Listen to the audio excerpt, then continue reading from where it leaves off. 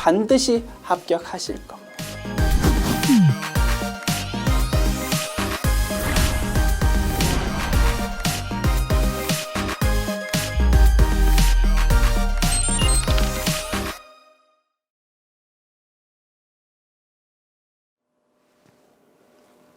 안녕하세요. 전산 세무 2급 제96회 기출문제 이론편 보겠습니다.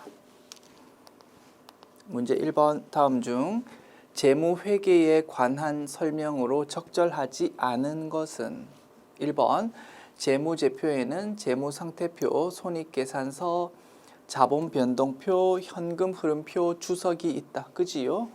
5가지. 재무제표의 종류.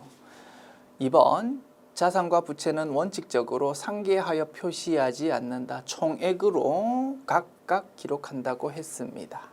3번 기업의 외부 이해관계자에게 유용한 정보를 제공하는 것을 주된 목적으로 한다. 재무회계라는 것은 외부 정보 이용자에 대한 정보 제공을 목적으로 한다. 그러면 4번이 정답이겠다. 그죠? 1, 2, 3번 맞으니까. 특정 기간의 경영 성과를 나타내는 보고서는 재무상태표다. 틀렸다. 그죠? 특정 시점의 재무상태를 나타내는 보고서가 재무상태표고, 특정 기간의 경영 성과를 나타내는 보고서는 손익계산서가 될 것입니다.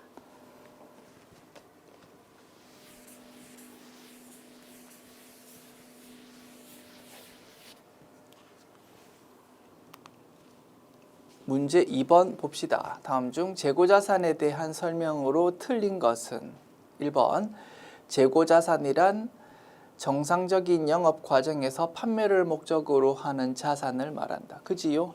주된 영업활동으로서 판매하려고 가지고 있는 자산이 재고자산이더라. 2번 재고자산의 수량을 결정하는 방법에는 계속기록법, 실지재고조사법, 혼합법이 있다. 맞고요. 3번 재고자산의 단가 결정 방법에는 개별법, 선입선출법, 후입선출법, 가중평균법이 있다. 맞지요? 가중평균법은 다시 2개로 나눌 수 있다고 했습니다. 총평균법과 이동평균법. 오케이. 그러면 1, 2, 3번 맞으니까 4번이 정답이겠고요. 확인합니다. 가중평균법 적용할 때 계속 기록법을 적용한 평균법을 이동평균법이라고 그러고, 실지재고조사법을 적용한 평균법을 총평균법이라고 그런다고 했습니다.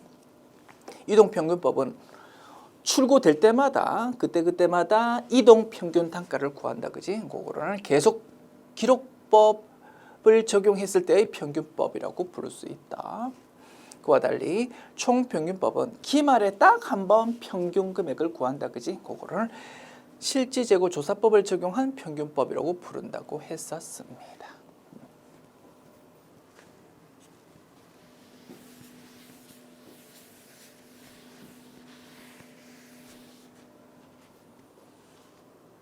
문제 3번 회계 변경에 대한 다음의 설명 중 틀린 것은 1번 매출 채권의 대손 추정률을 변경하는 것은 회계 추정의 변경에 해당한다. 그렇겠지요. 금액이나 율을 예상치를 좀 바꾼다. 그런 거를 회계 추정의 변경. 어떤 회계 처리 방법을 바꾼다. 그거를 회계 정책의 변경이라고 했습니다. 딱 하나 예외. 감가상각 방법을 변경하는 것은 방법의 변경이지만 그거는 회계 추정의 변경으로 본다고 했었습니다. 2번 회계 정책의 변경과 회계 추정의 변경이 동시에 이루어지는 경우에는 회계 정책의 변경에 의한 누적 효과를 먼저 적용하고, 그 다음에 회계 추정의 변경을 전진법으로 이번 회계연도부터 미래 기간 동안 계속 적용하는 그런 식으로 적용한다고 했습니다. 순차적으로. 그치? 3번 회계 정책의 변경과 회계 추정의 변경을 구분하기가 불가능할 때는 뭘로? 회계 추정의 변경으로 본다고 했었다. 그지요? 그래서 3번 지문이 틀렸고요. 정답 3번. 4번 이익 조정을 주된 목적으로 하는 회계 변경은 정당한 회계 변경으로 보지 않는다. 그지요? 회계 변경 아무 때나 인정해 주면 안 된다. 그죠? 그래서 규정에서 딱 이런 경우만 인정된다라고 딱 몇 가지 규정을 엄격하게 하고 있었습니다. 그래서 단순히 이익 조작하려고 변경하는 거 이런 거는 절대 안 된다 이거지요. 됐습니다.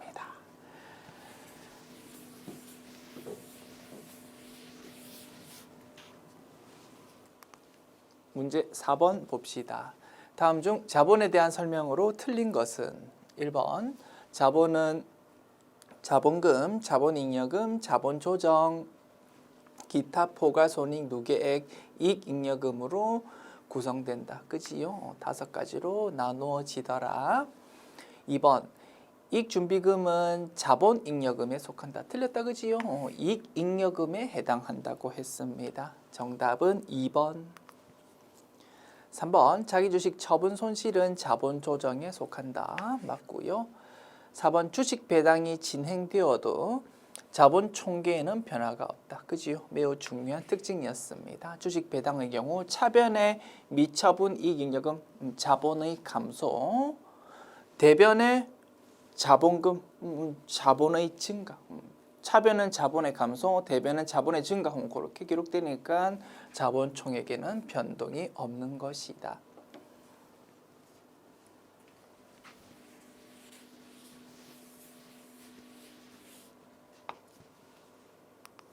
문제 5번. 다음 자료는 시장성이 있는 유가증권에 관련된 내용이다. 이 유가증권을 단기 매매 증권으로 분류하는 경우와 매도 가능 증권으로 분류하는 경우 2021년 단기 손익의 차이는 얼마인가? 2020년도 7월 1일에 A회사 주식을 1000주 샀습니다. 한 주당 6,000원에 2020년 기말에 주가가 조금 올랐다 이겁니다. 7,000원으로. 그러면 평가 이익을 기록했겠다. 그지? 그래 놓고 그 다음 연도 6월 30일에 이 회사 주식을 전부 다 팔았다 이겁니다.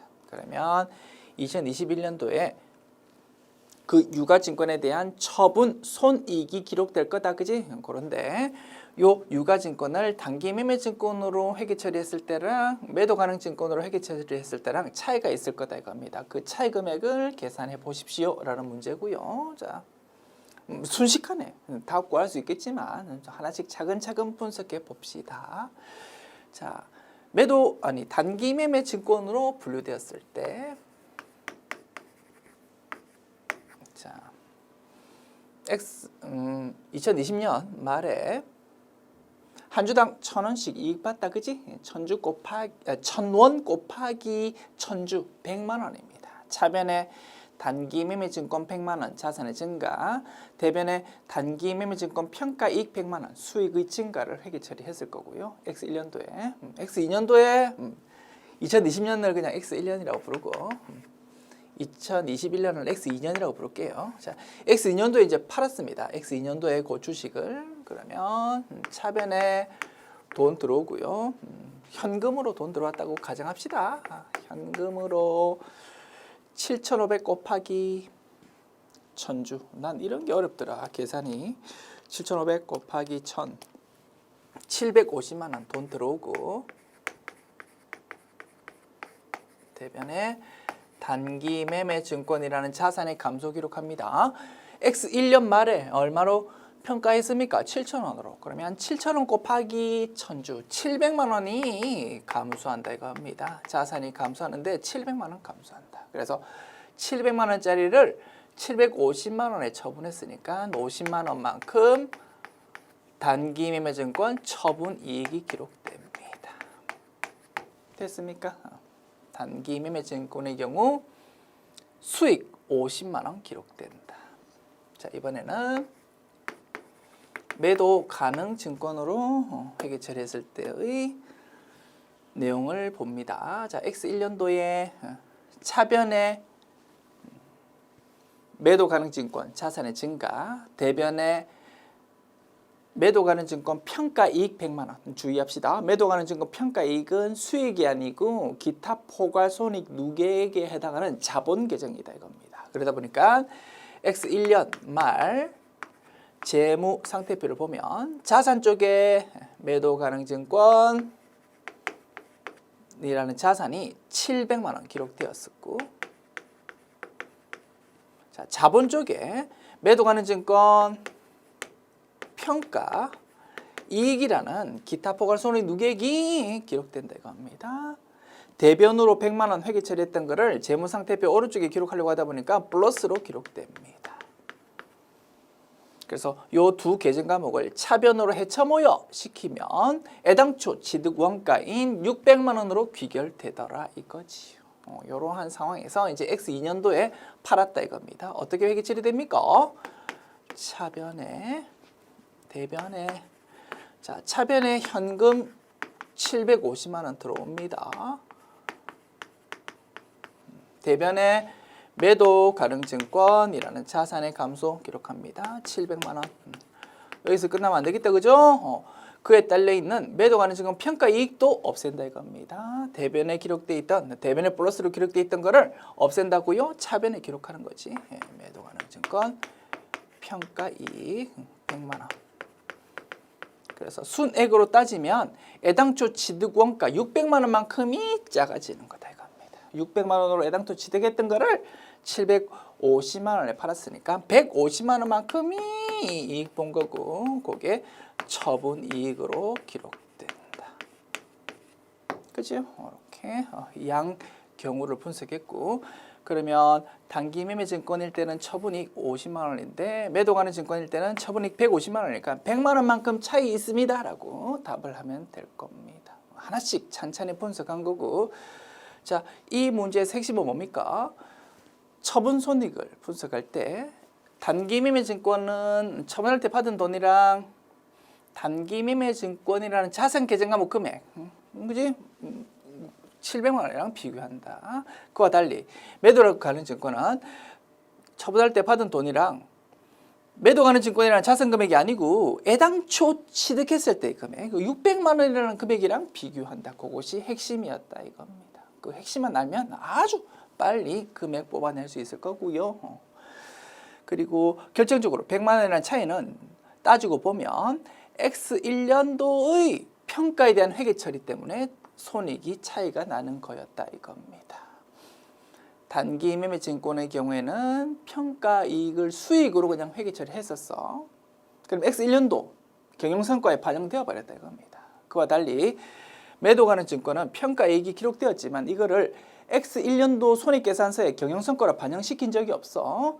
자본 계정 과목으로 그냥 기록 딱 해놓았다 이겁니다. 이게 실제로 실현되는 건 언제 실현된다고? 이게 X2년도 경영성과로 실현되어 버린다 이겁니다. 그래서 100만 원이 X1년도 손익계산서가 아니고 X2년도 손익계산서에 반영되다 보니까 이 부분이 차이가 유발되는 것이다. 됐지요?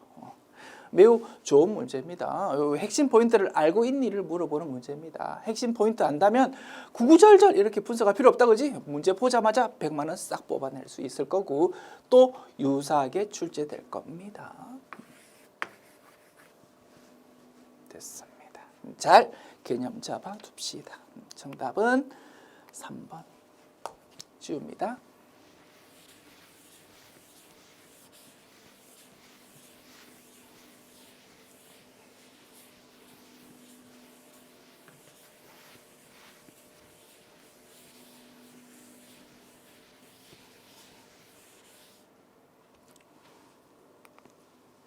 문제 6번. 다음 중 공손에 대한 설명으로 틀린 것은 1번 공손은 작업 공정에서 발생한 불합격품을 의미한다. 그지요? 2번 공손은 정상 공손과 비정상 공손으로 구분할 수 있다. 맞고 3번 정상 공손과 비정상 공손은 제조 원가에 포함시킨다. 틀렸다 그죠? 정상 공손은 제조 원가에 포함시키고 비정상 공손은 영업 외 비용으로 처리한다고 했습니다. 정답 3번. 정상 공손은 원가성이 있다. 그치? 원가성이 있으니까 제조 원가로 포함시킨다 이겁니다. 지웁니다.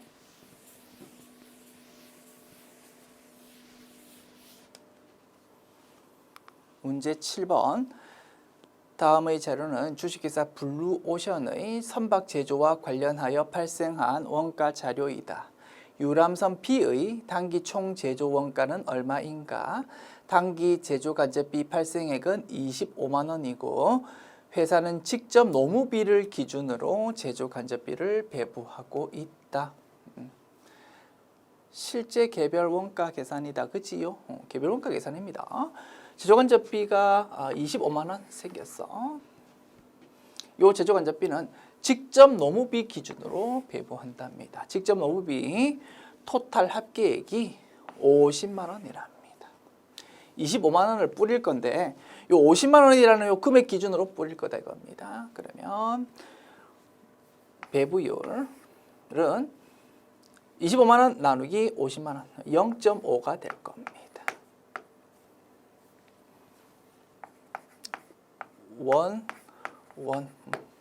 굳이 정리하면 요 위에 있는 원은 제조 간접비고 밑에 있는 원은 직접 노무비고 그렇게 개념 잡았고요. 원 뭐 이거 필요 없다 그지? 지워버립니다. 0.5라는 배부율입니다. 요러한 배부율로 계산할 거고 무엇을 구해야 됩니까? 유람선 B의 단기 총 제조 원가를 구하랍니다. 단기 총 제조 원가는 직접 재료비랑 직접 노무비랑 이제 그에 대한 제조 간접비 세 개를 합한 거다. 그지? 제조 간접비를 구하면 되겠네요. 25만 원이라는 제조 간접비에 대해서 50만 원이라는 요 금액 기준을 뿌린다. 그래서 배부율이 0.5다라는 거 뽑아냈고요. 여기다가 이제 산책 적읍시다. 배부율에다가 이제 조업도를 곱하면 제조 간접비 배부액이 나옵니다. 자, 조업도가 무엇입니까? 이 문제의 경우 자, 조업도가 뭐 기준으로 뿌린다고요? 직접 노무비 기준으로 뿌린다고. 50만 원 요 기준으로 뿌리는데 유람선 B에는 얼마다고요? 20만 원이라고.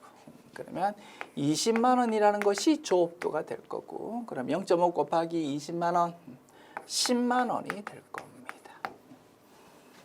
10만 원 그러면 요 세 개 더하면 얼마입니까? 90만 원 될 거고 정답은 1번 되겠습니다.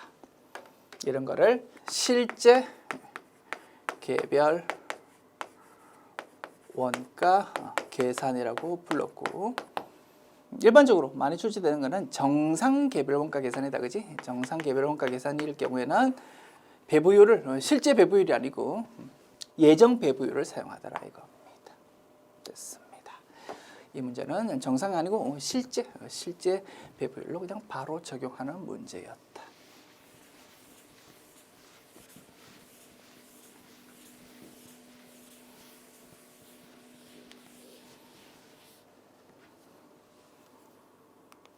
문제 8번. 다음의 그래프가 나타내는 원가에 대한 설명으로 틀린 것은 적읍시다. 기억은 무슨 원가입니까? 변동 원가. 니은은 고정 원가. 그지? 조업도가 증가하더라도 총 원가가 일정하다 이겁니다. 그다음 디귿은 혼합 원가. 그지? 고정비 요소도 있고 변동비 요소도 있고 두 개 섞였다. 혼합 원가를 준 변동 원가라고도 부른다. 그지? 리얼은 계단 원가. 자, 우리 시험지에 있는 그래프랑 약간 지금 어설프다. 그지? 우리 요 PPT가 조금 어설프네요. 그래프가 겹칠 부분이 없어야 된다라고 이해해 주시고 이런 거를 계단 원가라고 부르고 이런 거를 준 고정 원가라고 부른다고 했습니다. 자, 그래서 틀린 거를 찾습니다. 자, 기억은 조업도의 변동에 따라 원가 총액이 비례적으로 변화하는 변동비에 대한 그래프다. 맞지요?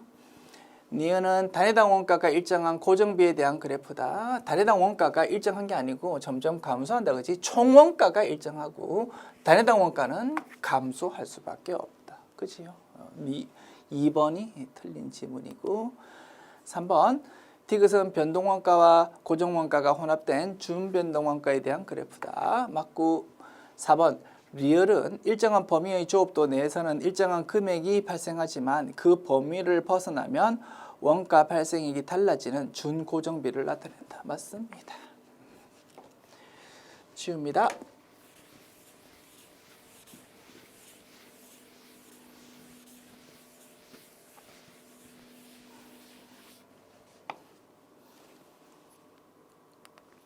문제 9번 제조간접비 예정 배부율은 직접 노동시간당 1,000원이다. 실제 직접 노동시간이 1,000시간 발생했을 때 제조간접비 배부 차이가 10만 원 과다 배부인 경우 제조간접비 실제 발생액은 얼마인가? 요게 정상 개별 원가 계산이다. 그지요? 예정 배부액은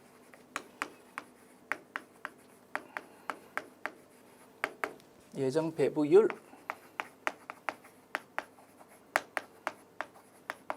실제 조업도 이렇게 계산되는데 자, 예정 배부율이 얼마다고요? 자, 직접 노동시간당 1,000원이랍니다. 조업도는 실제 직접 노동시간이 되겠다. 그지? 실제 직접 노동시간이 1,000시간.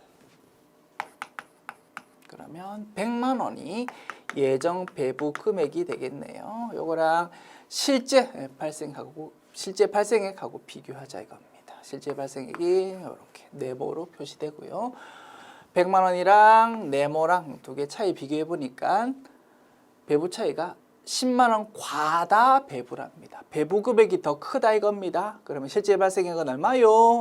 100만 원에서 10만 원 뺀 90만 원이겠지 뭐. 그죠? 이렇게 되면 10만 원만큼 과다 배부일 것이다. 정답은 1번 90만 원 되겠습니다. 지웁니다.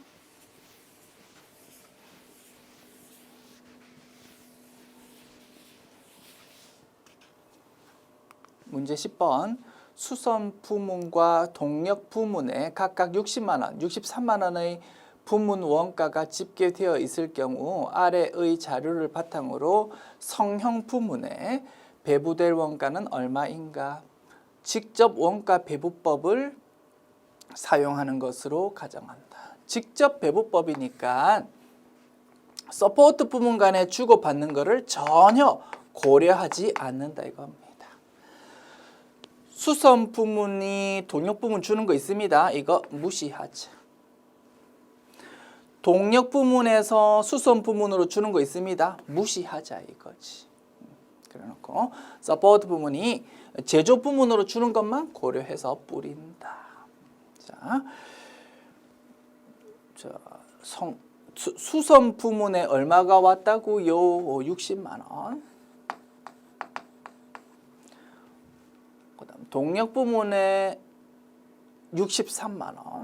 이렇게 부문별로 원가가 집계되었어. 이제 요거를 뿌릴 거다 이겁니다. 뿌리는데 서포트 부문 간에 주는 거 무시하고 제조 부문으로 주는 것만 고려해서 뿌릴 거다. 자, 먼저 수선 부문에 60만 원을 뿌린다. 요렇게 두 개로 나눕니다. 그러면 묻고 있는 게 성형 부문에 배부되는 원가 요거를 묻고 있거든요. 요것만 찾으면 됩니다. 얼마입니까? 60만 원 곱하기 두 개 합하면은 1200시간입니다. 분자가 몇 시간은 800시간. 이렇게 계산하면 되겠지 뭐. 자, 60만 원 곱하기 800 나누기 1200 하면 40만 원 됩니다. 여기 40만 원 뿌려집니다.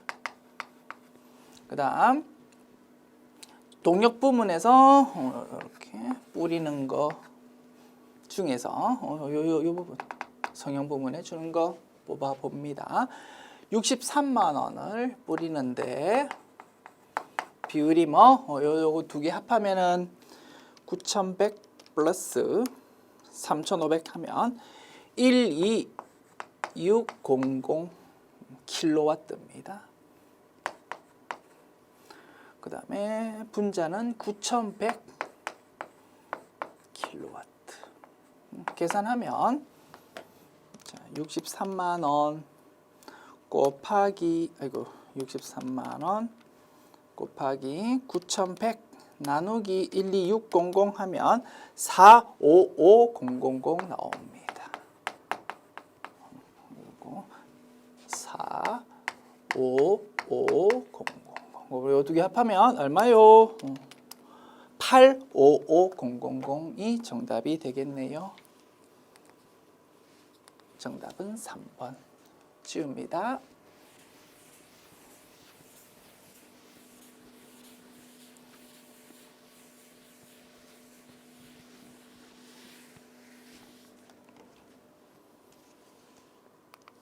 문제 11번. 다음 중 부가가치세 과세표준에 포함하는 항목이 아닌 것은?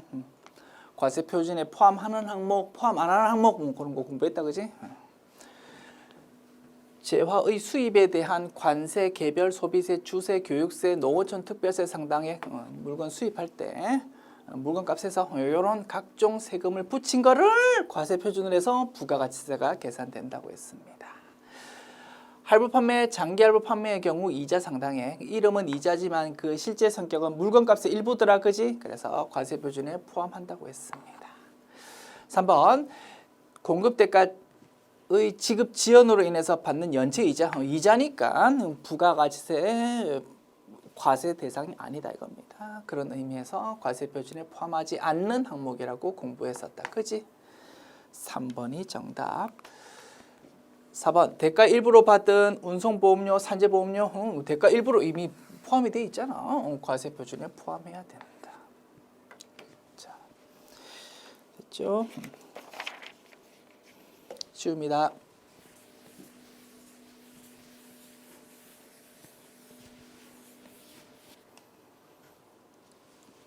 문제 12번. 다음 중 비과세 근로소득의 설명이다. 가장 틀린 것은? 1번 자가운전 보조금 월 20만 원 이하 금액 맞지요? 2번 근로자가 제공받는 식사를 제공받지 않으며 월 10만 원 이하의 금액, 밥도 주고 돈도 주고 그러면 밥 주는 것만 비과세다고 했습니다. 그런데 밥은 안 주고 돈만 준다고 그러면 돈 받는 것 중에서 10만 원까지 비과세라고 했다. 그치? 그 다음 출산 보육수당 월 20만 원 이하가 아니고 월 10만 원 이하다. 그지? 한도는 월 10만 원이었다. 그래서 3번 질문이 틀렸고 정답 3번. 직무 발명 보상금 재직 중에 받으면 근로소득, 퇴사하고 나서 받으면 기타 소득인데 근로소득이든 기타 소득이든 둘 다 공통적으로 연 500만 원 이하까지는 비과세였습니다. 됐습니다. 근데 뭐 비과세 근로소득에 대한 설명이라고 했으니까 재직 중에 받은 거를 가정해서 출제한 모양이다. 그때 연 500만 원 이하가 비과세다 이겁니다.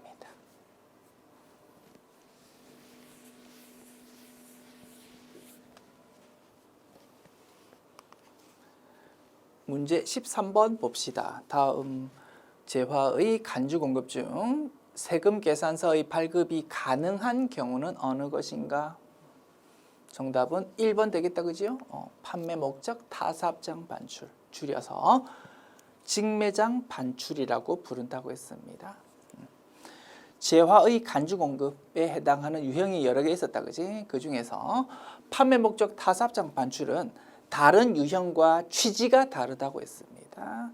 불필요한 자금 경직을 완화시켜주기 위한 규정이다. 취지가 다르다 보니까 여타의 재화의 간주 공급 유형과 구별되는 5가지 특징이 있었다. 그지? 우리 학습 차원에서 복습합시다. 첫 번째, 애당초 매입세공제 받아 먹었는지 못 받아 먹었는지 관계없이 적용한다.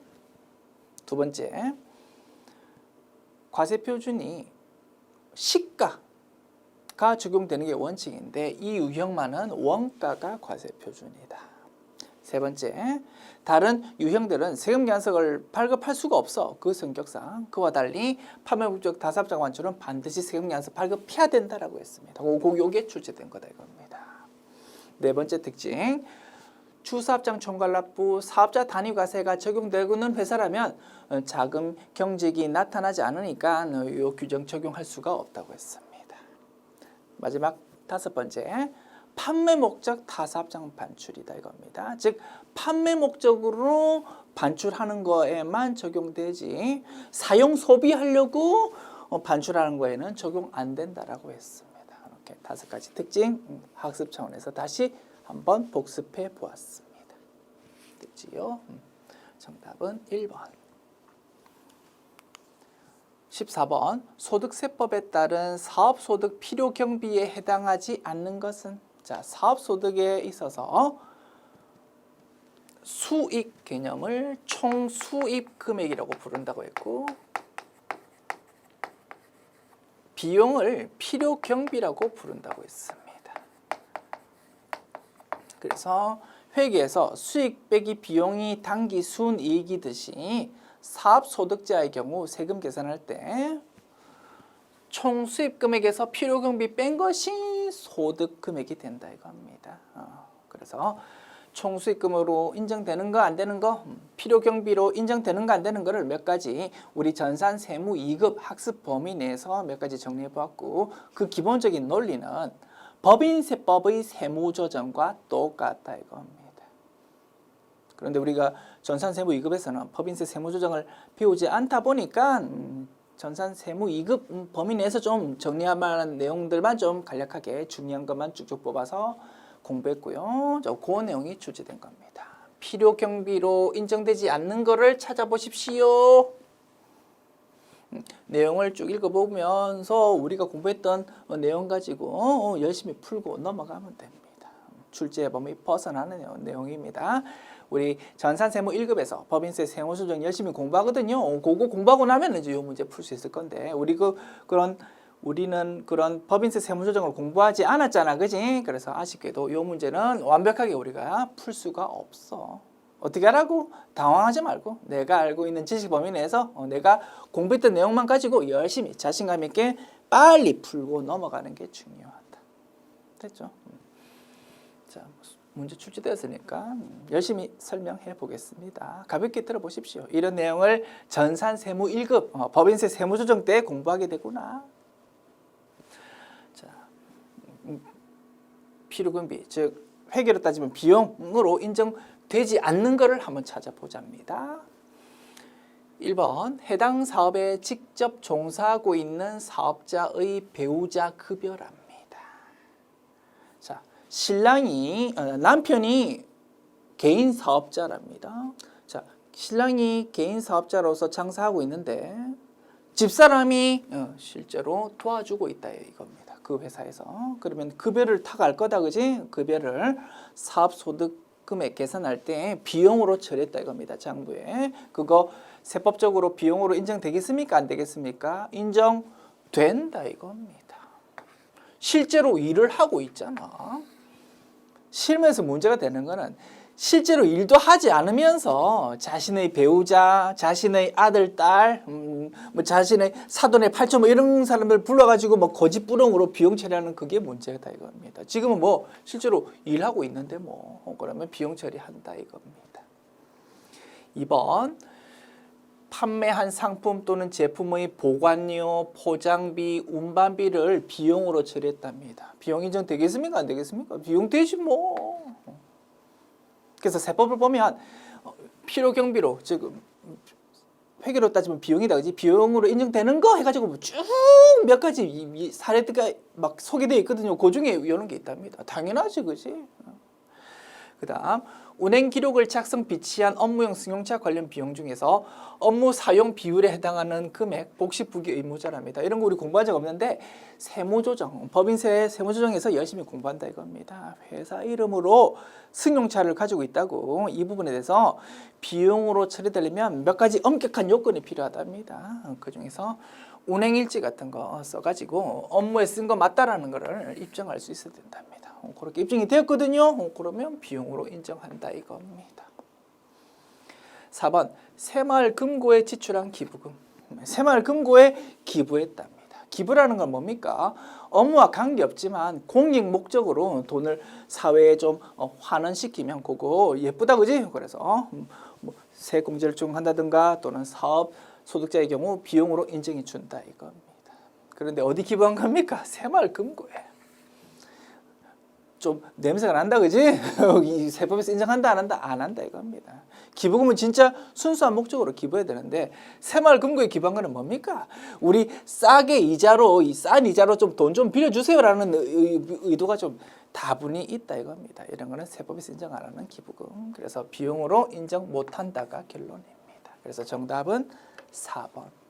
됐죠? 틀려도 괜찮습니다.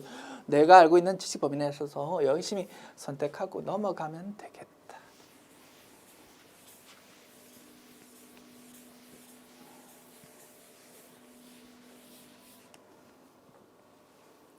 문제 15번. 부가가치세법에 따른 수정세금 계산서에 대한 다음의 설명 중 옳은 것은 1번 수정세금 계산서는 반드시 전자로 발급해야 된다. 그렇지 않지요. 뭐 개인 사업자라면 종이로 세금계산서 발급했다가 수정도 당연히 종이로 수정세금계산서 발급할 겁니다. 옳은 거 찾습니다. 지금. 2번 과세표준 또는 세액을 경정할 것을 미리 알고 있는 경우에는 적법한 수정세금 계산서의 발급 사유에 해당하지 않는다. 그죠? 이런 내용 우리 공부했잖아. 며칠 있다 세무조정 나올 것 같다라는 걸 알고 통보받고 아 미안하면서 수정세금계산서 발급한다. 그거는 인정 안 된다 이겁니다. 2번이 맞는 내용이고 정답 2번. 자 3번. 계약의 해제로 인한 발급의 경우 그 작성일은 처음 작성일이 아니고 오늘 날짜. 계약 해제일이었다. 그치? 그래서 틀린 거고. 4번. 일반 과세자에서 간이 과세자로 과세 유형이 전환되기 전에 공급한 재화 또는 용역의 추정 발급 사유가 발생하는 경우 작성일은 그 사유가 발생한 날을 작성일로 한다. 자, 내가 일반 과세자였습니다. 그런데 회사가 쪼그라들었습니다. 매출이 작아지다 보니까 이제 간이 과세자가 되었다 이겁니다. 그런데 예전에 일반 과세자 시절에 재화용역 공급하고 발급했던 세금계산서가 있는데 그게 좀 뭔가 잘못되었다 이겁니다. 그러면 수정세금계산서를 꺼내야 되겠다 그지? 언제 날짜로? 애당초 날짜로. 그런데 그 사유가 발생한 날이라고 했으니까 틀렸다 이겁니다. 됐죠? 작년도에 끊었던 일반 과세자 시절의 세금계산서가 뭔가 잘못되었다라는 게 올해 와서 발견되었다? 그러면 오늘 날짜가 아니다 그지? 애당초 작년도 날짜로 다시 예를 들어서 1,000만 원이라고 세금계산서 꺼내야 되는 거를 100만 원으로 동그라미 한 개 빼먹고 끊었다 이겁니다. 고쳐야 되겠다 그지? 어느 날짜로? 애당초 날짜로 가서 고쳐야 되겠지. 당연한 소리입니다. 그래서 정답 2번 되겠고요. 지금까지 제96회 기출문제 풀어보았습니다. 수고하셨습니다.